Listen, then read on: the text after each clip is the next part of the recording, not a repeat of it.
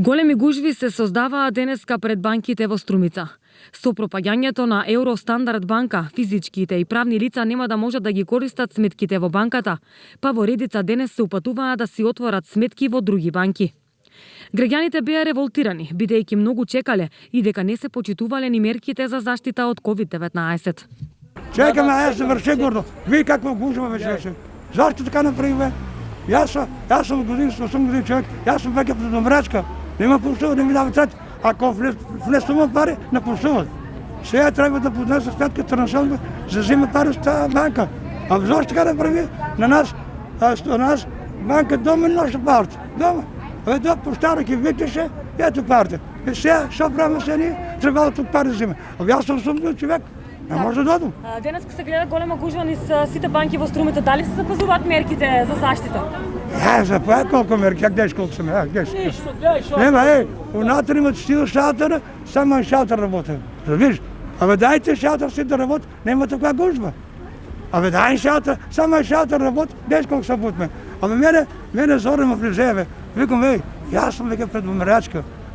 Колко извини, колко старила съм на този човек. Пощайте, викам, чудно.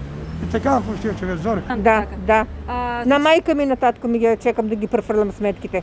Това е срамота. Трябваше Евростандард банка право да ги префърля автоматски. Они сега от Муртино мора да идат лугите тука. Стари сега влезеа унатре с опатрици. Това е срамота, ще се случи во тая държава. Искрено да ви кажа. Така, колко се запазват мерките за защита от коронавирус денеска? Се запазват. Я гледаш колко се запазват.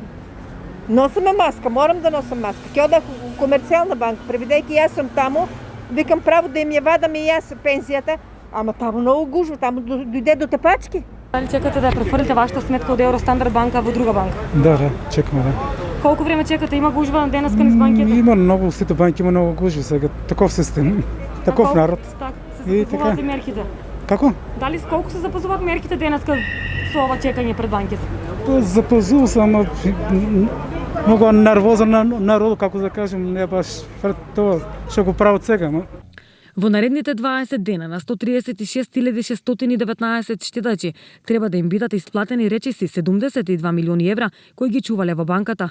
Фондот за осигурување на депозити кои ги обештетува во полн износ тие кои имале заштеда до 30.000 евра.